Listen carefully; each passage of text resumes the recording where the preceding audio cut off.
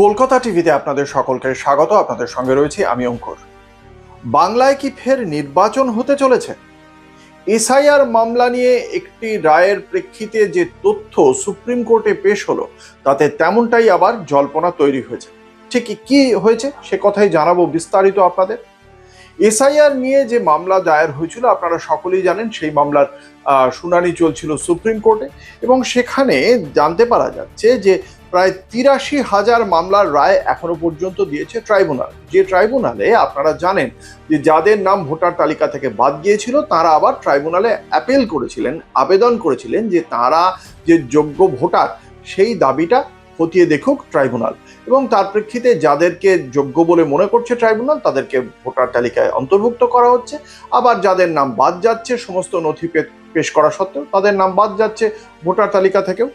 ফলে এই ক্ষেত্রে এখনো পর্যন্ত যেটা জানতে পারা যাচ্ছে যে যে তালিকা এখনো পর্যন্ত সুপ্রিম কোর্টে জমা পড়েছে, সেখানে দেখতে পাওয়া যাচ্ছে প্রধান বিচারপতি সূর্যকান্ত এবং বিচারপতি জয়মাল্য বাগচির বেঞ্চে বিষয়টি নিয়ে দীর্ঘ আলোচনা হয়।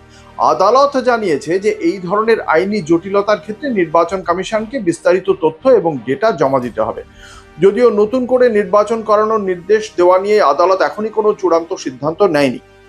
তৃণমূল কংগ্রেসের পক্ষ থেকে দাবি করা হয়েছে এসআইআর প্রক্রিয়ায় প্রায় ৩৮ লক্ষ মামলা দায়ের হয়েছিল, যার মধ্যে বেশিরভাগই ছিল ভোটার তালিকা থেকে নাম বাদ পড়ার অভিযোগ। দলের সাংসদ এবং আইনজীবী কল্যাণ বন্দ্যোপাধ্যায়ের দাবি অনুযায়ী রাজ্যের অন্তত ৩১টি এমন বিধানসভা আসন রয়েছে যেখানে জয়ের ব্যবধান বা মার্জিন তার থেকে ভোটার তালিকায় নাম বাদ যাওয়া ভোটারের সংখ্যা বেশি, অর্থাৎ ভোটার তালিকায় যতজনের নাম বাদ পড়েছে তার থেকে কম ভোটের ব্যবধানে, মানে জয়ের ব্যবধান।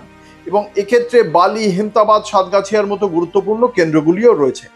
এখানেই যেটা জানতে পারা যাচ্ছে, যেটা আদালতে জানিয়েছেন যে আইনজীবী গোপাল শঙ্কর নারায়ণন একটি গুরুত্বপূর্ণ তথ্য পেশ করেছেন। তার দেওয়া তথ্য অনুযায়ী যে এসআইআর এর অধীনে এখনো পর্যন্ত যে ৮৩,০০০ মামলার রায় দিয়েছে ট্রাইব্যুনাল, তার প্রায় ৯০% ক্ষেত্রে নাম বাদ দেওয়ার সিদ্ধান্তকে ভুল বলে গণ্য করা হয়েছে। অর্থাৎ যাদের নাম তালিকা থেকে বাদ দেওয়া হয়েছিল তারা যখন আবার ট্রাইব্যুনালে সমস্ত নথি পেশ করেন, তখন দেখতে পাওয়া যায় যে তাদের মধ্যে সিংহভাগ ভোটারই বৈধ ভোটার, এমনটাই দেখতে পেয়েছে ট্রাইব্যুনাল। যদি এই পরিসংখ্যানটা ৩৮ লক্ষের মধ্যে ৮৩,০০০-এর ক্ষেত্রে এই পরিসংখ্যানটা যদি একটা নমুনা হিসেবে ধরা যায়, তাহলে ৯০% নাম যদি বৈধ হয় ৮৩,০০০ ভোটারের ক্ষেত্রে, তাহলে ৩৮,০০০ যে ৩৮ লক্ষ যে মামলা রয়েছে ট্রাইব্যুনালের সামনে, সেই ৩৮ লক্ষের মধ্যে ৯০% লোকের যারা বৈধ ভোটার হওয়ার জন্য যারা আবেদন জানিয়েছিলেন তারা বৈধ ভোটার হিসেবে গণ্য হবে। আর যদি তাই হয় তাহলে কিন্তু একটা বিপুল সংখ্যক ভোটারের নাম বাদ গিয়েছিল যারা আদতে বৈধ ভোটার, এটাই প্রমাণিত হবে একেবারে আদালতে। এবং সেক্ষেত্রে অন্তত ৩১টি আসনের যে ভোটের যে রেজাল্ট, সেই রেজাল্ট বদলে যেতে পারে। তাহলে সেক্ষেত্রে সুপ্রিম কোর্ট আবার নতুন করে সেই সমস্ত আসনে কোনো পুনর্নির্বাচনের নির্দেশ দেবে কিনা, বা সার্বিকভাবে রাজ্য বিধানসভার নির্বাচনেই পুনর্নির্বাচনের আদেশ দেবে কিনা, সেই বিষয়ে এখনো চূড়ান্ত সিদ্ধান্ত হয়নি। নির্বাচন কমিশনও এই বিষয়ে সুপ্রিম কোর্টে তাদের বক্তব্য জানাবে।